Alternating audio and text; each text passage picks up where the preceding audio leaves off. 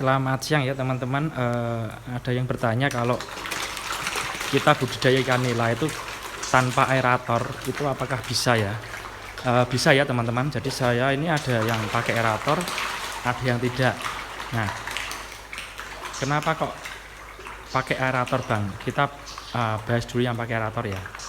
Kalau kita sistemnya bisnis ya teman-teman, itu kan nggak mungkin dalam satu kolam ini kita isi cuma 20 ekor atau 30 ekor, kan nggak mungkin ya. Tetap per kubiknya itu tetap di atas 60-70, karena kita mikirnya kan bisnis ya, biar satu kolam itu isinya banyak, panennya dapat banyak, waktunya kan sama-sama, waktunya membutuhkan waktu kan.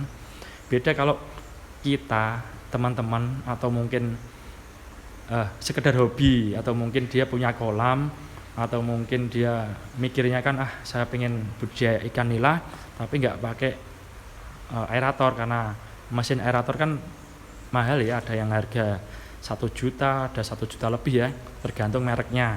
Itu kan mungkin kan ada yang bilang mahal ya. Nah, mungkin kepengen yang tidak pakai aerator, bisa. Nah, kita membahas yang pakai aerator ya. Kenapa kok pakai aerator?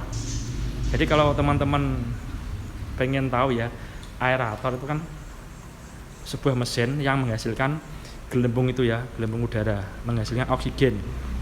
Nah, kalau kita tebalnya di atas 60-70 itu harus menggunakan ini ya, harus menggunakan aerator.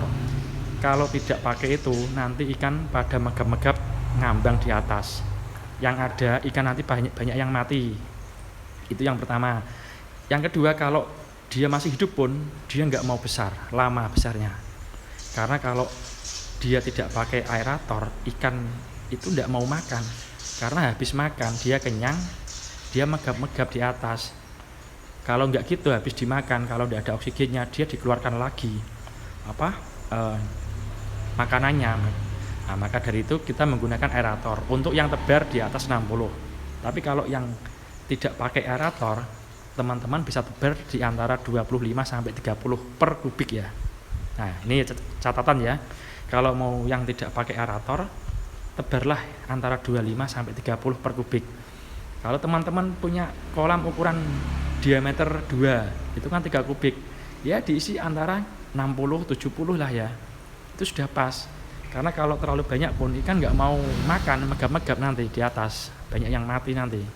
Itu ya teman-teman. Jadi kalau untuk hobi, sekedar hobi ya, mungkin dalam 1 minggu 2 minggu diambil kan dimakan sendiri, itu tidak masalah. Tapi kalau untuk bisnis itu memang kita tebalnya memang harus maksimal ya, maksimal dalam arti kan tidak langsung banyak, kita menyesuaikan pesanan ya.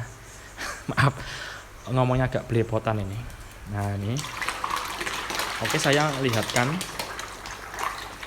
sambil jalan ya. Yang ini pakai aerator. Ini sama gelembung ada. Nah ini ada 1 kolam, ada 2 ini sebelah saya juga ada. Ini tanpa aerator. Oh. Itu cuma ada selang, tapi tidak hidup, tidak ada aerator. Ini per kubiknya saya isi 60. Saya isi 25-30. Jadi ini D3 kan 7 kubik ya teman-teman. Ini tidak ada 150. Tidak ada 150, tidak ada. Jadi sudah berjalan sampai saat ini pun tidak ada kendala untuk kematian atau mungkin. Kalau teman-teman lihat, kalau dia megap-megap di atas itu berarti perlu diturunkan kapasitas. Kita tebar dulu mungkin di angka 40 ya teman-teman. Tapi kalau kok megap-megap di atas, dia nggak mau jalan kayak gini, berarti kan kurang oksigen. Kita kurangi di angka per kubiknya 30. Nah itulah disesuaikan ya, itu yang tanpa aerator bisa. Jadi tidak harus pakai aerator gitu ya teman-teman. Mungkin bermanfaat.